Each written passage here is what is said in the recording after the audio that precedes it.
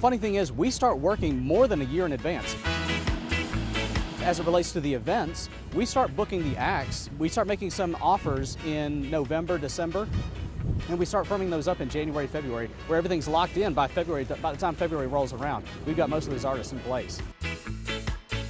We've got different contractors who work on each of those steps. We've got contractors for our fencing, for the trailers, for each of our vendor compounds, for the tents. There's different contractors that we hire for each of those. So the numbers are staggering. It's in the hundreds, probably well over 1,000 if you factor everything together. But then if you just look at our volunteers, because the volunteer corps that we have is what is really integral to pulling off this festival every year. Memphis in May only has a full-time staff of 14.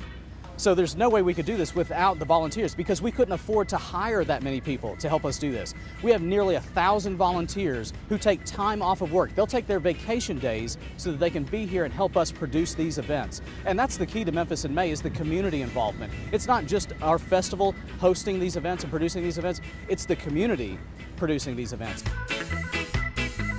There's so many last-minute details and things that just roll in at the last minute that you can't account for. So we're working typically 11 to 12 hours a day for the last probably 3 to 4 weeks, really. But it's so rewarding to see the crowds that are stacked at the gates waiting to get in and see the excitement on their faces as they see these lineups.